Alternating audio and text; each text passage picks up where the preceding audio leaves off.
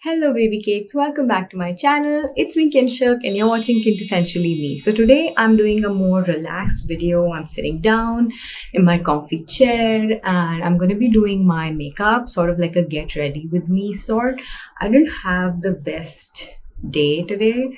I don't know if this whole lockdown thing is getting to me, but I was just really sad and I thought the best way to turn it around is to talk to you guys and just do my makeup on camera. I'm just going to try to do a colorful look, but to amp things up, I'm going to be reading some creepy encounters that I found on Reddit. So I'm just going to be reading some stuff so we can both get creeped out together while I do my makeup. Just want to say that because I don't want what I'm doing on my face. If I keep telling you what I'm doing, it might ruin the story. So I will link everything down in the description. So if it interests you, please check it out. And before I started filming, I did my foundation and concealer and primer, all of that. I'll also put that in the description. And if you want to watch me do it, I should have already uploaded a makeup routine. I think a few videos back. So go check that out and let me begin.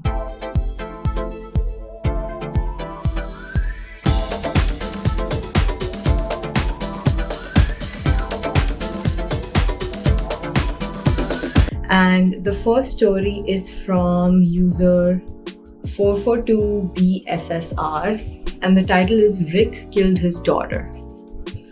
Ooh, okay. Okay, this shit is really messed up. I was in my early 20s when it happened. I was dating a girl named Chelsea who lived in a nearby town. I had to drive for 1 hour to go to her place and spend some days of the week there. We were working at the same company in the bigger city. That was roughly in the middle of the way for both of us. Chelsea's town was quiet and had a lot of green around it. Several summer camps existed in the area as a kid. She would always spend the summer months there. After years of visiting those places, she ended up making a strong and united group of friends who grew up together. They were all in their early 20s and decided to live near each other. Some of them even worked as counselors in one of their favorite camps. They were so integrated that almost every day at least, one of them would show up to have dinner at Chelsea's place or invite us over to hang out somewhere in the area. Super friendly people. Within weeks, I felt as if I was really part of it. The group had around six people, 4 girls including Chelsea and 2 guys, Rick and Tom. The guys were roommates and inseparable. Picture a random white dude wearing flannels, light wash jeans and dirty Timbs. That was Rick, a super common guy. He had a daughter. Rick must have been 23 at the time and the little girl, Emma, was around 5. Okay. Her mom was a girl he met at a party. Her name was Alejandra. They hooked up and she got pregnant on the first and only night they spent together. As her parents were extremely Catholic, they insisted her pregnancy was a gift from God and made her keep it. From the outside, the situation looked super under control and healthy. Alejandra was going to college and the girl would stay at Rick and Tom's place during the week. It's safe to say that those 2 dudes were raising the kid. Rick had part-time jobs around the town and would work as a camp counselor over the summer. I knew him and the girl pretty well. I went to his apartment several times, played with the kid, and they would often visit Chelsea. After a couple of months, Rick left the town looking for a better job. Everyone was baffled as nobody was expecting him to leave. The girl stayed with her mother and he went to the capital of the state. Okay, the routine changed completely. Now Emma would only spend the weekend at her father's place. Her mother would drive her there. Apparently, Rick was doing fine. Some months later, on a Tuesday morning, I was sitting in my cubicle at work when Chelsea sends me a message, which is odd.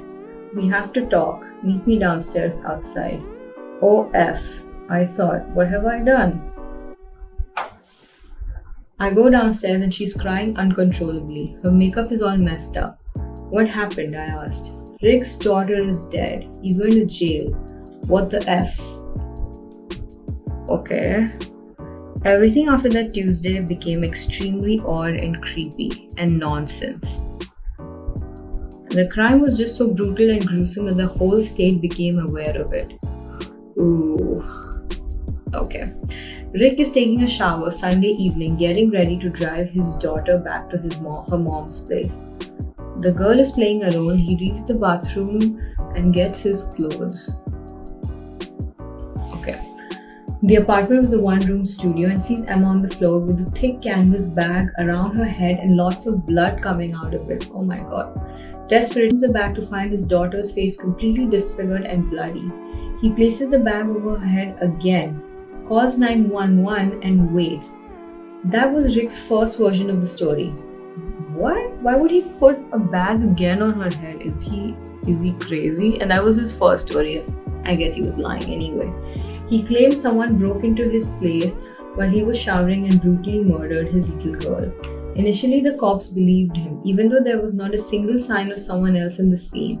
Upon inspection of the surveillance cameras, nobody was seen breaking into his apartment and his windows were still shut.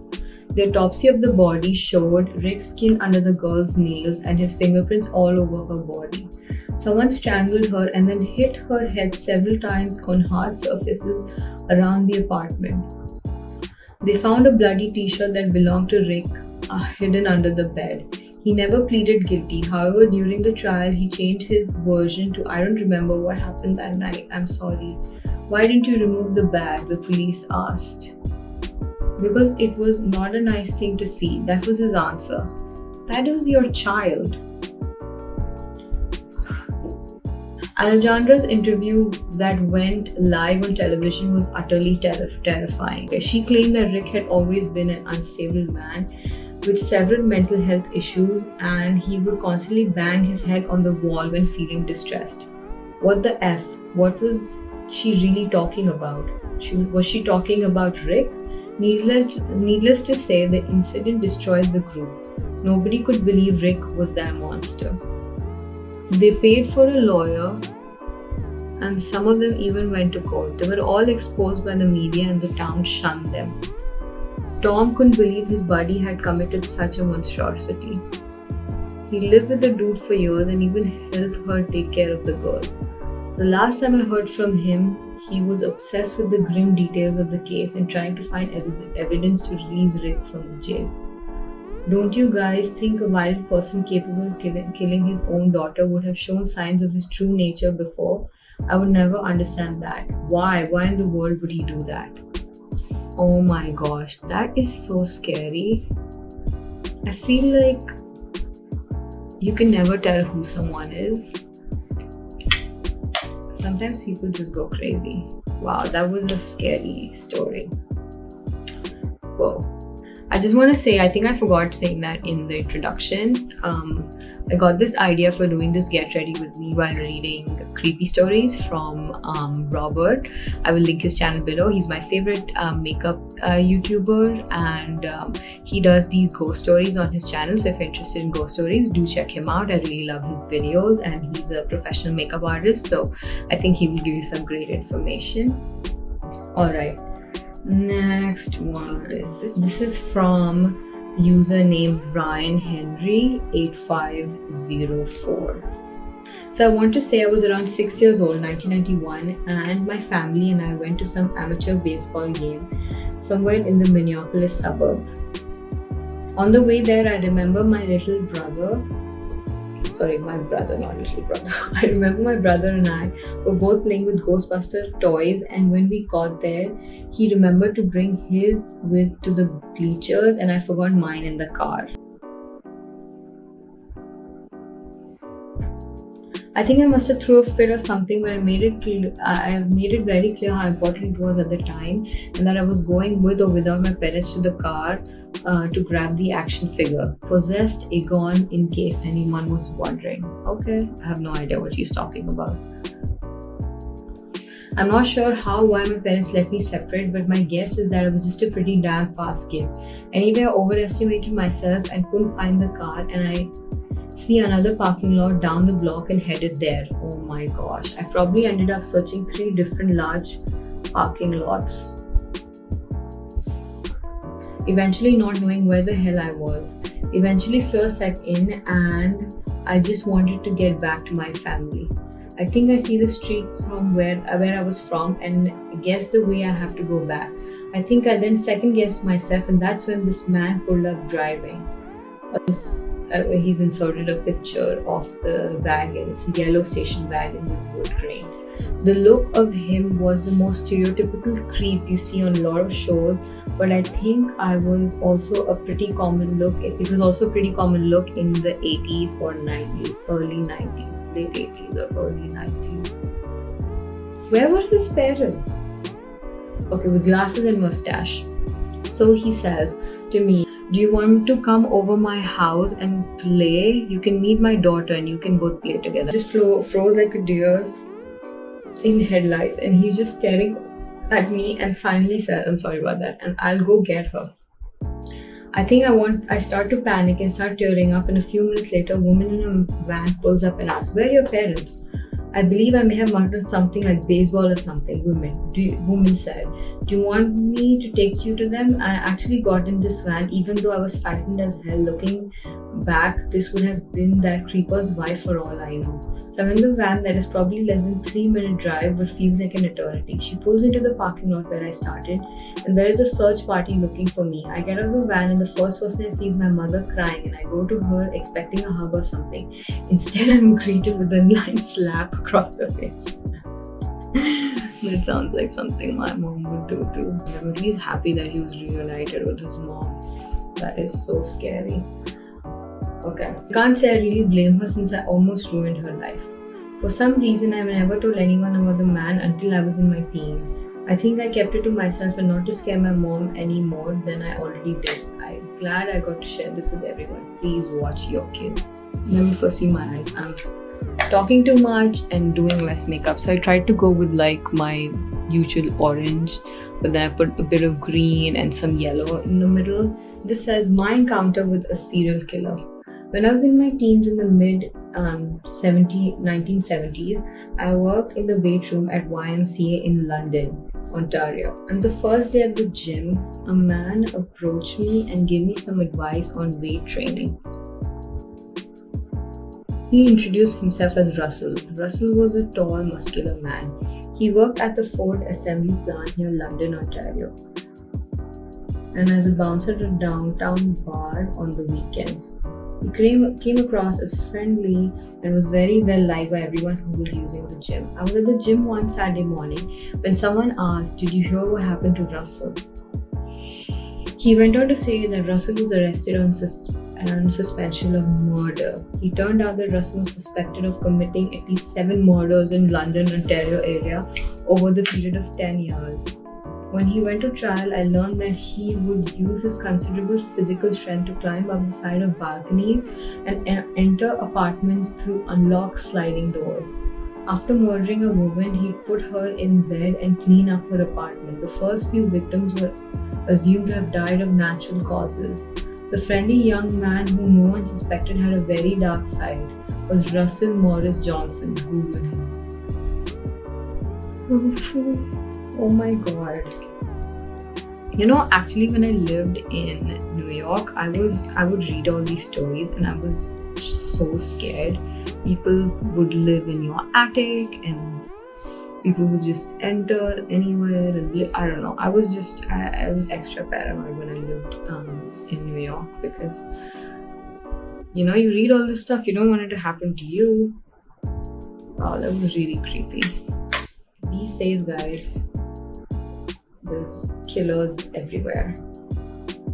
Alright, next one. Chase is stalked by a group of bikers. So when I was about 10 or 11 years, my family lived in an older neighborhood that had hidden parks and walking paths in between houses. We lived there by my whole life at that point. So my sister and I often explored paths and got to know the area really well. One day on a weekend, I decided to take my dog for a walk on hidden path. As I was walking, the path came to a T, so I could go straight, left or right. Going straight led me to 20 minutes from my house, going right led to the park and left would go back home. I was trying to decide which way to go, and when I got this awful eerie feeling. Then my dog's hackles went up and she was growling in the direction of the park. This dog was super friendly to strangers. It was unusual. I looked over near the park and see this group of about 7 to 9 guys on bikes and hear one of them say, "Get her, go after her," whilst pointing at me. Oh my gosh. I effing booked into the left. Like, I had never ran so hard in my entire life. My dog was almost being dragged behind me. I looked back when I was running and there were 2 of the bikers behind me biking hard trying to catch her. I kept running, barely made it back to my house. I looked out the front window and watched them search for me in people's backyards and looking in windows. It was absolutely terrifying as a 10 to 11-year-old. They could have been playing a prank on me or trying to F with me, but I honestly had the worst feeling about it and so about that. They were not trying to prank you. I doubt it. This is not something you do to prank someone. And seeing a 10 to 11-year-old girl, that's creepy and scary. This is my eyes. I'm gonna put on some mascara. I'm gonna read, I guess, 1 or 2 stories and I'm gonna finish it up. Okay, creepy old lady. When my brother and I were little, I was 5-ish and he was 8-ish. My mom took us to the local mall while we were there. We stopped at the food court to eat dinner. Not unusual for us to do. My dad gets home later from work. Okay. My mom set us up at table together and went to order for us. I remember it being busy. This was when malls were still popular. Online shopping wasn't a thing yet. My mom could see us from the line, but we couldn't see her being so little. Soon after my mom left, an older lady, probably in her 70s, came over and sat down with my brother and I. She began asking us questions. I don't remember what exactly, being so young, but I remember thinking I'm not supposed to talk to strangers. I mean, when I look at old ladies, I don't get scared of them. Your gut feeling, always trust your gut feeling. Okay. My brother did most of the talking. She seemed harmless enough, but as soon as my mom began making her way towards us, she got up in a hurry and left. I don't know what her intentions were, whether she was just a lonely old lady trying to steal from us or noticed someone walking us and decided to stay close. When my mom asked who she was, we couldn't answer. All I know is I got a strong lecture that day about stranger danger. Wow, this reminds me of one of my stories when I was in Romania doing my internship. Maybe I should talk about that. That was kind of creepy too. So let me get my blush and highlighter 1 second. Alright, so I was about 18 when I was doing my internship in Romania, Bucharest, and this is before we had Google Maps and stuff. I mean, I think we had Google Maps at the time, but I was just not very good at it. Or I didn't have internet on my phone, something like that. So I had gone to visit this city with my friend, and she just we kind of were at a common bus stop where she had to go to a different place, I had to go to a different place. We were in different hostels. So she took her bus and she left, and the only thing that I had to do was to take a bus back, right? Super simple. I was waiting for my bus, but I remember it being like from bright sunlight to like suddenly started turning dark, and my bus didn't come. It was about, I think, an hour and there were no buses. And in Romania, I think now I'm sure there's a lot of different ethnicities, but at the time I literally stood out. There was no like brown-skinned Indians. You would rarely find them. I don't think I saw a single Indian in my stay over there. I'm sure there were some, but I didn't see many. So it was kind of, you would stand out from the crowd, right?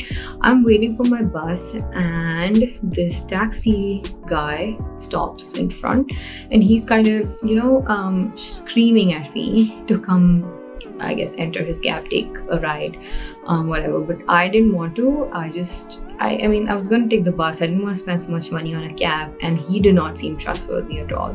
Then he called his other friend, and he was also a cab guy, and they were literally like screaming at me. And one of them came out of the cab, and I freaked out. I got so scared. And I also like didn't have a good experience right before this, which someday I will talk about it, but not today. For the sake of today's story, I was just scarred for a previous experience over there. I think you can call it racism, but I was really heckled a lot in Romania by some people. Of course, I met some of the best people while I was in Bucharest. I made some of my best friends for life over there. Yeah, I did have a pretty tough time when I was interning.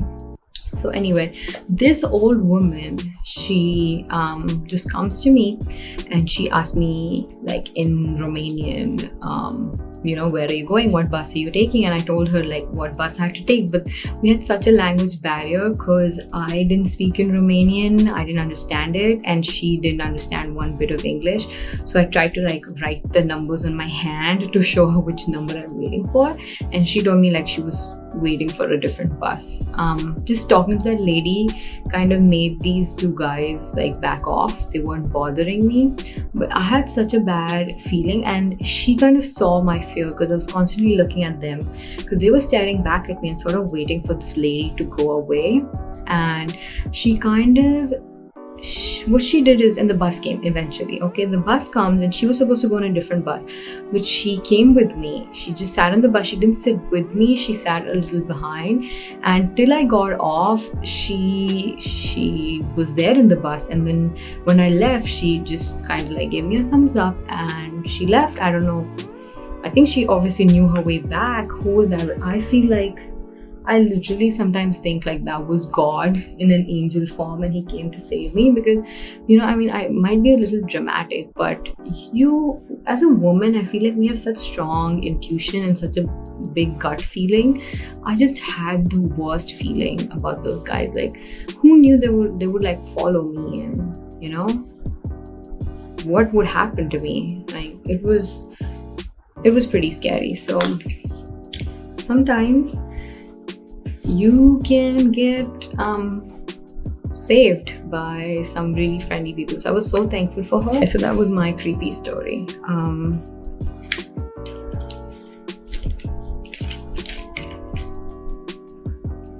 I'm using Bugaboo to complete my lip look. Alright, that's my look.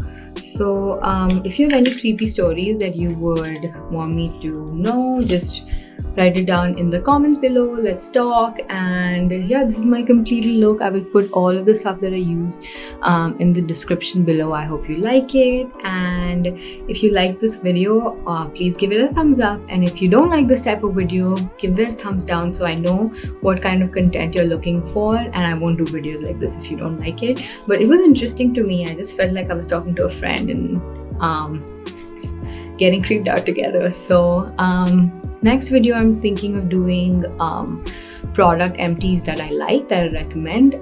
If you've not checked out the product empties that I don't like, I hope it's up.